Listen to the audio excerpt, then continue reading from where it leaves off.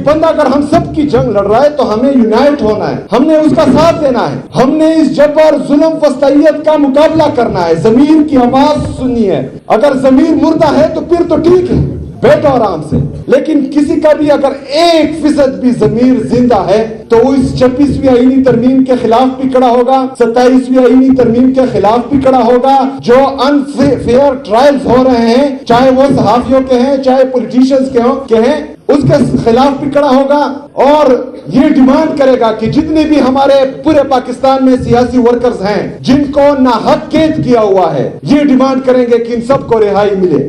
عمران خان صاحب ہیں, وہ اپنی رہائی کی بات نہیں کرتے, وہ فیئر ٹرائل کی بات کرتے ہیں. ہمارے عدالتیں اتنی مفلوج ہیں کہ جب عمران خان صاحب کہتے تھے کہ مجھے سیکیورٹی رسک ہے, میں لاہور سے اسلام آباد نہیں آ سکتا کیونکہ اس سے پہلے ان پر جو ہے 4 گولیاں لگی تھی, ان کو اٹیک ہو گیا تھا, لیکن یہاں کے ججز کہتے ہیں کہ نہیں تمہیں آنا ہوگا. آج عدالتیں خود اٹھ کر جو ہے اڈیالہ جیل جا رہی ہے. ایک سابقہ وزیر اعظم اور پاکستان کے سب سے مقبول ترین لیڈر کو لاہور سے اسلام آباد زخمی حالت میں بلایا جاتا ہے, لیکن ایک بندہ جو کنوکٹڈ ہے اور وہ باہر سے پاکستان آ رہا ہے, عدالت خود جا کر اس کو ایئرپورٹ پر ریسیو کرتی ہے. ہم کسی سے بھیک نہیں مانگتے, ہم کسی کو اپنی جھولی نہیں پھیلاتے. پاکستان تحریک انصاف عمران خان صاحب کا ہر سپاہی, عمران خان کا ہر ادنا کارکن صرف اور صرف چاہتا ہے کہ انصاف ہو, آئین اور قانون کی بالادستی ہو. اگر آئین اور قانون کی بالادستی میں انصاف میں ہمارے گلے بھی کٹ جائے ہمیں پرواہ نہیں,